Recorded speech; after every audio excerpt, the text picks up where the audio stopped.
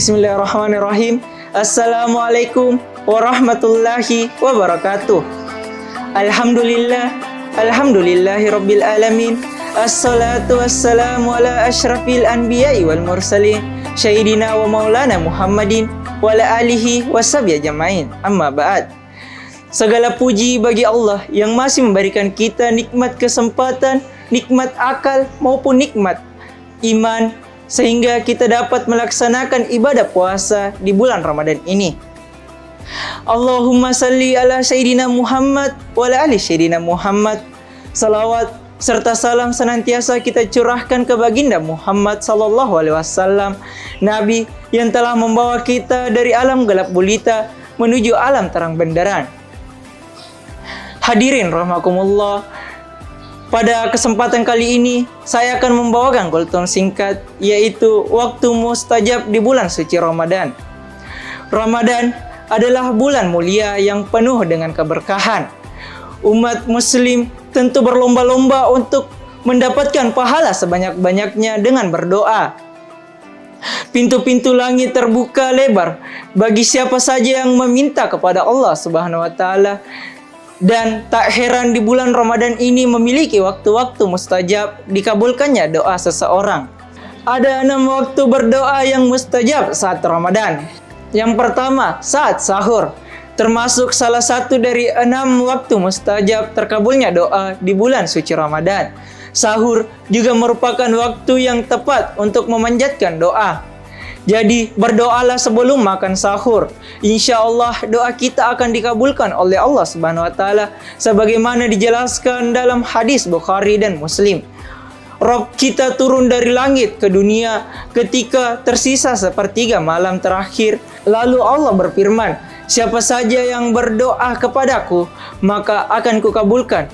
Siapa yang minta kepadaku, maka aku beri. Siapa yang meminta ampunan kepada aku, maka aku ampuni. Hadis riwayat Bukhari dan Muslim. Yang kedua, sepanjang berpuasa di bulan suci Ramadan juga merupakan waktu yang mustajab dikabulkannya doa-doa.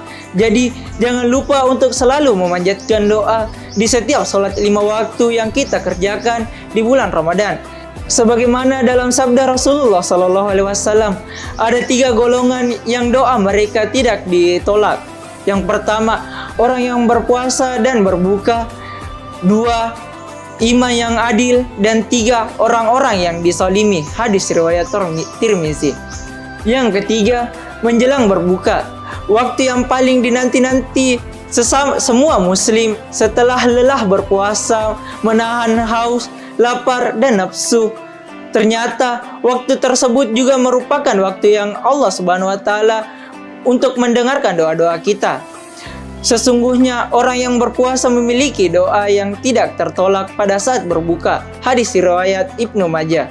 Yang keempat, hari Jumat.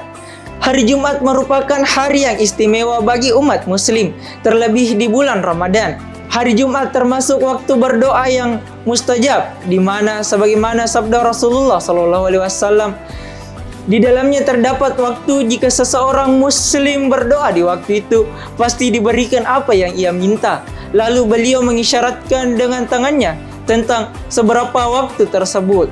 Hadis riwayat Bukhari dan Muslim. 5. Dalam bulan Ramadan terdapat suatu malam yang istimewa, yang lebih baik dari 1000 bulan, yang dikenal dengan malam Lailatul Qadar. Oleh karena itu, dianjurkan untuk memperbanyak ibadah dengan beriktikaf di masjid untuk mendapatkan malam Lailatul Qadar, karena di malam tersebut merupakan waktu terbaik dikabulkannya segala doa. Pada malam itu turun malaikat-malaikat dan Jibril dengan izin Tuhannya untuk mengatur segala urusan. Quran Surat Al-Qadar ayat 4. Yang terakhir, waktu mustajab terkabulnya doa di bulan suci Ramadan, yaitu sepertiga malam terakhir yang dimulai dari pukul 12 malam sampai dengan 3 dini hari. Selain berdoa, waktu sepertiga malam ini juga sering digunakan untuk sholat tahajud. Rabb kita turun ke langit daripada sepertiga malam terakhir di setiap malamnya. Kemudian berfirman, Siapa saja yang berdoa kepadaku akan kukabulkan. Siapa saja yang meminta kepadaku akan kuberi. Siapa saja yang memohon ampunan dariku akan aku ampuni. Hadis riwayat Bukhari Muslim. Itulah tadi beberapa waktu mustajab di bulan suci Ramadan. Semoga kita umat muslim berbondong-bondong untuk berdoa kepada Allah Subhanahu wa taala agar doa kita dapat dikabulkan. Mungkin itu saja yang sempat saya sampaikan. Akhirul kalam, wallahul muwaffiq ila aqwamit thariq. Summa wassalamualaikum warahmatullahi wabarakatuh.